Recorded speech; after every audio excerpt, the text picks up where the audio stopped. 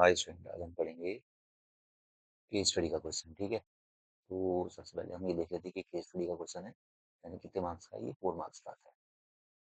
सो 1 2 और 2 मार्क्स। देखो, सबसे पहले मेन इंपॉर्टेंट हमें ए को जानना है। ये ए दिए नहीं है, ये आपको कभी दिए नहीं रहते, ये मैंने बनाया है। जैसे ए की वैल्यू कितनी है, एक्स में कितनी है 3 और वाई से 4। ये ए की वैल्यू होगी, आपको ढूंढनी पड़ेगी। फिर बी की देखो, बी की 6 7, ऐसी सी की 9। ये एक्स एक्सिस हो गया, इधर को एक्स हो गया और ऊपर को वाई हो गया 9 4। और डी की वैल्यू कितनी है 6 1। देखिए, सबसे पहले आप क्या कर लो, कोऑर्डिनेट देखो ये कितने कोऑर्डिनेट दिए हैं। तो एक क्वेश्चन तो आता है, ठीक है, बहुत इंपॉर्टेंट क्वेश्चन है। अब है पहला क्वेश्चन, यानी कि डिस्टेंस निकालनी है ए से बी तक, यानी कि ए कोऑर्डिनेट से बी तक की डिस्टेंस निकालनी है। यानी कि पहला क्वेश्चन करते हैं हम ए बी की डिस्टेंस। ए बी की डिस्टेंस का फॉर्मूला क्या है भैया, वही x2 माइनस x1 का whole square plus y2 minus y1 का होल स्क्वायर। देखो, ये ए बी है आपके सामने। x2 कितना हो गया 6, यानी कि 6 माइनस, और x1 कितना हो गया 3, यानी कि 6 - 3 का होल स्क्वायर प्लस, और फिर क्या था y2 माइनस y1 यानी कि 7 - 4। आराम से एक दफे कोऑर्डिनेट सेलेक्ट कर लो, फिर उसके बाद बहुत आसान है। 3 हुआ, 3 का स्क्वायर कितना हुआ 9, और 7 में से 4 गया 3, फिर 3 का स्क्वायर कितना हुआ 9, 9 9 कितना हो गया √18। और √18 को आप ऐसे लिख सकते हैं, कितना 6 में 3 गया, 3 का स्क्वायर 9 की हो गया, 7 में से 4 गया 3 का स्क्वायर 9, 9 9 कितना हो गया 18।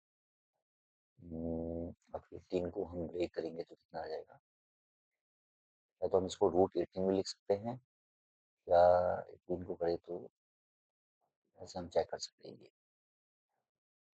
3 6 18, 3 2 6, 2 यानी कि इसकी करेंगे बन गई। इसको हम 3√2 भी लिख सकते हैं, यानी कि ए बी की वैल्यू कितनी आ गई 3√2। या तो आप इसको 18 में छोड़ लो, या इसको 3√2 लिख लो, क्योंकि 3 का स्क्वायर कितना होता है 9, 9 2 18। ठीक है, ये आपको प्राइम फैक्टर करने आने चाहिए। यानी कि ए बी की वैल्यू कितनी आ गई 3√2। चलो नेक्स्ट, अब किसका डिस्टेंस निकालना है, सी डी का। सी डी का निकालना है, सेकंड क्वेश्चन। सी डी की डिस्टेंस निकालनी है, सी डी का भी वही होगा भैया आपका। सी डी की वैल्यू कितनी है, नाइन, सी डी सी की कितनी है 9 4, और डी की कितनी है 6 1, यानी कि वही x2 माइनस x1, यानी कि आइए ये देख लेते कौन की सी डी, यानी कि ये डिस्टेंस निकालनी है। अब हमने माना किसको है, ये x1 हो गया था, x2 हो गया था, x3 हो गया था, x4 हो गया था।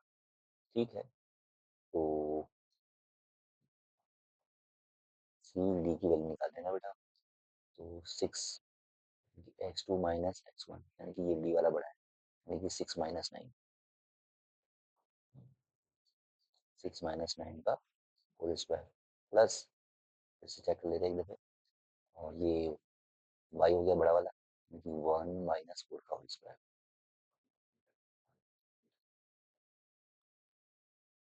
आइए, ये का ध्यान रखना कि बड़ा कोऑर्डिनेट हो, 6 में से 9 गया, यानी कि कितना बचा भाई 9। ठीक है ना, 3 का स्क्वायर कितना हो गया 9 प्लस 1 - 4, यानी कि -3, -3 का भी स्क्वायर कितना हो जाएगा 9 ही होगा। 9 + 9 कितना आ गया √18। तो भैया इतने में छोड़ दें। तो मैंने अभी आपको बताया, इसको कैसे लिख सकते हैं 3√2, और इसकी ऐसा यूनिट नहीं होती, खड़ी यूनिट लिखते हैं। ठीक, तो आपका पहला क्वेश्चन भी हो गया, दूसरा क्वेश्चन भी हो गया अच्छे तरीके से। ठीक है, तो भाई अब आते हैं तीसरा क्वेश्चन में। तो that A B C D is a parallelogram. आपको चेक करना है कि A B C D parallelogram है कि नहीं। अब ध्यान से देखो भाई, आपने ए बी और सी डी की वैल्यू तो देखो, ए बी की और सी डी की वैल्यू तो निकाल दी। ठीक है, चेंज कर लो मैं। ठीक, ए बी और सी डी की वैल्यू तो निकालेंगे, ये दो तो पैरेलल है। अब यानी कि रह गई आपकी ए डी की वैल्यू और बी सी की वैल्यू। अगर ये दोनों भी सेम आ जाएंगी तो इसका मतलब यानी कि क्या हो जाएगा, पहले सब सेम नहीं आनी चाहिए। पैरेललोग्राम की खास बात क्या होती है, पैरेललोग्राम में अपोजिट साइड्स क्या होती है आपस में इक्वल। तो अब हमारे पास बचा है आंसर नंबर 3 के लिए हमें क्या करना पड़ेगा, हमें ए डी निकालना पड़ेगा, क्योंकि दो वैल्यू तो हम ए बी की वैल्यू निकालते हैं, किसकी, ए डी की वैल्यू निकालते हैं, ठीक है। और ये ए डी की वैल्यू निकालते हैं, इसमें भी वही लगेगा, x two minus x one का होल स्क्वायर। देखो ए बड़ा है, ये एक्स वन है और ये एक्स फोर है, तो 6, यानी कि वही होता है x two minus x one, तो डी वाला बड़ा है, तो 6 - 3 का होल स्क्वायर प्लस क्या होता है भाई, y two minus y one का, तो यहाँ ये वाई फोर है और ये वाई वन, तो यानी कि कितना है भाई, 6 - 3 हो गया, 1 - 4, 1 - 4 का होल स्क्वायर। 3 का स्क्वायर कितना है भाई, 6 - 3, और 3 का स्क्वायर कितना हो गया, 9। 1 - 4 यानी कि -3 का स्क्वायर कितना हो गया, 9, यानी कि √9 √10 कितना हो गया, 18। 18 का मैंने आपको बता दिया कितना आ गया, √3, 3 √2 यूनिट, ठीक है। अब डी निकाल दिया, डी के बाद हम निकाल लेते हैं बी सी, ये बी सी निकाल लेते हैं।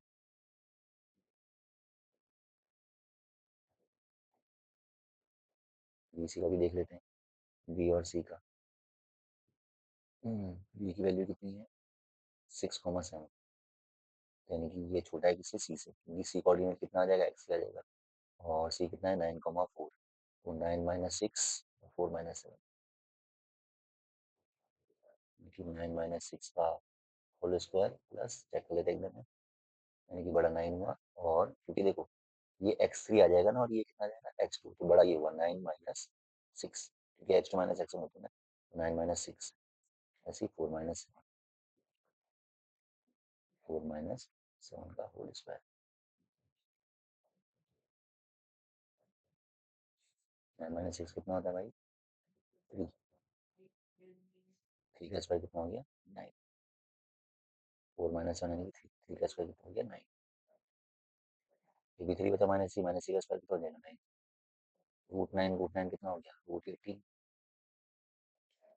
यूनिट, यानी कि बी सी की वैल्यू भी कितनी आ गई, √18, यानी कि ये तो स्क्वायर हो गया, बट पूछा क्या उसने, पैरेललोग्राम, यानी कि आप बोल सकते हो A B C D is not a parallelogram, यानी ए बी सी डी क्या है,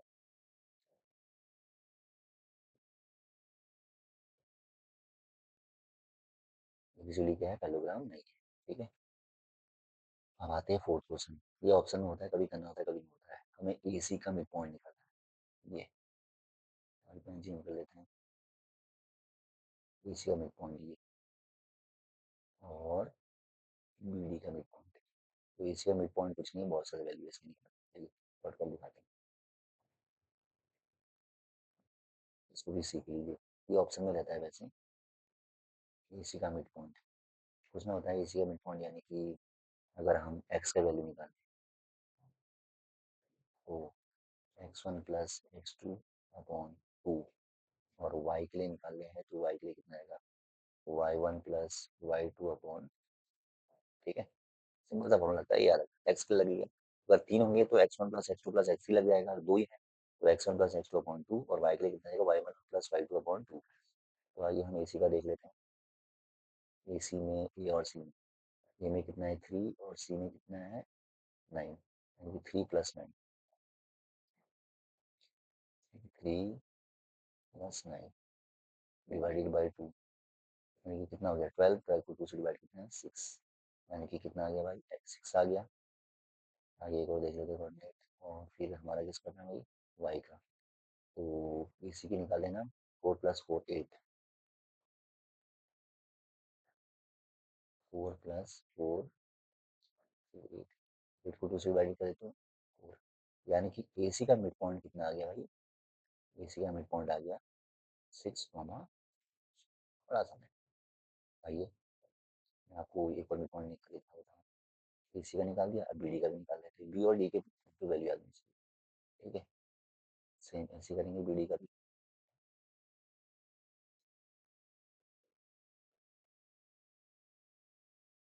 BD के लिए भी क्या करेंगे, पहले एक्स का, x1 प्लस x2 अपॉन 2, आइए BD का हम x1 और x2 देख लेते हैं, तो बी का है x, सॉरी 6, और डी का है 6, 6 + 6 कितना हो गया, 12, यानी कि 6 + 6 वन टू 12 हो गया, टू को 12 को 2 से डिवाइड किया कितना आ गया 6 कोऑर्डिनेट आ गया। ठीक है, और फिर आते हैं वाई के लिए। वाई का भी देख लीजिए आप, अब इसका निकालना ये भी याद रखना, ठीक है, बी डी का। देखो बी डी, तो हमने इन दो को तो कर दिया था, अब ये 7 + 1 कितना हो गया 8, 7 + 1 डिवाइड बाई 2, 8 हो गया, 8 को 2 से डिवाइड किया कितना हो गया 4, यानी कि बी डी का मिड पॉइंट कितना हो गया 6, ठीक है। तो ये ऑप्शन में रहता है, करने की जरूरत नहीं थी, ये 4 मार्क्स का है, बहुत इंपॉर्टेंट क्वेश्चन है, ठीक है, ध्यान से करिएगा। मिलते हैं नेक्स्ट वीडियो में।